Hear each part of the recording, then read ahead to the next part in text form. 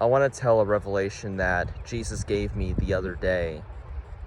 So the example of it that he gave me was the example of the story of Exodus.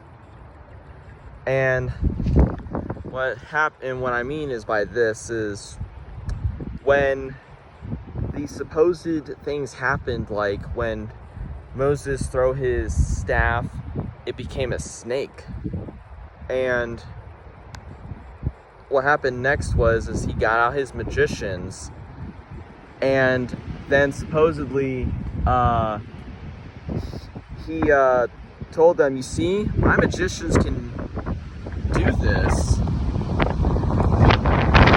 And then when the blood in the Nile River happened, when the blood in the Nile River happened, he went on to tell Moses that, you see, my magicians can do this too. And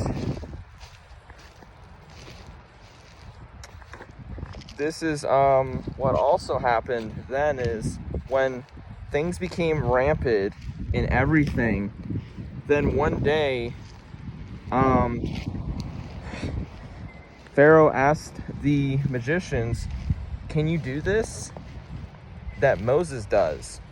And he said, or the magician said, we cannot do this thing that Moses did. This is the work of God. If you literally look around the world right now, where the town in Hawaii got burned up in one day, or the Canada fires happened, and in one day, New York City was moderately smoky and hazy to literally more than 3/4 of the sunlight was gone, and you couldn't even see maybe like 1,000 feet from you. It was bad. Or in more sense, a mile. And when that day happened, I was eyewitness to this in the sky when I was flying home from Michigan. And I was in awe and shock when I saw that smoke making its way to New York City.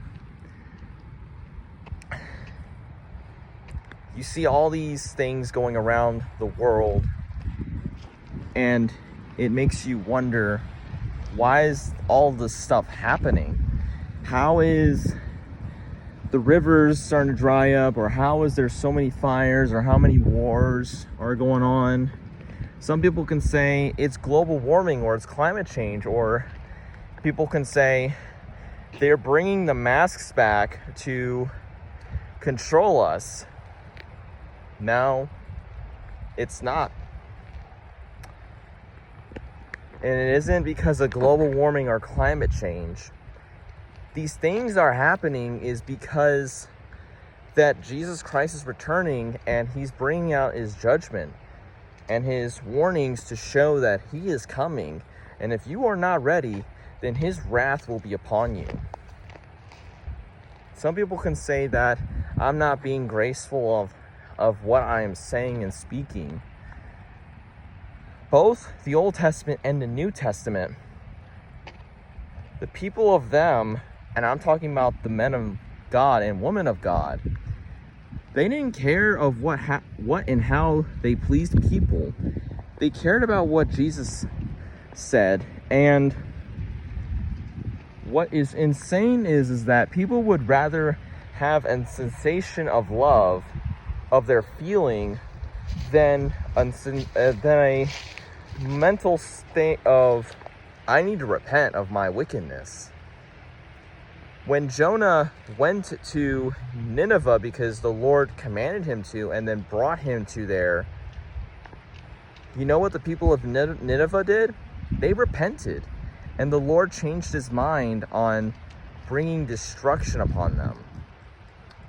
So I say to anyone on this video, just because there's physical signs of this or that does not mean that what that person or the news is talking about is true. Physical evidence means nothing to Jesus. The evidence of truth is what matters to Jesus. So what are you going to do? Are you going to be on the side of the world and say, this is what's true, and that's what's true, when it's actually not? Or are you going to be on the side of Jesus, even if you're the only one standing, saying, Jesus is coming, are you ready? May Jesus bless you.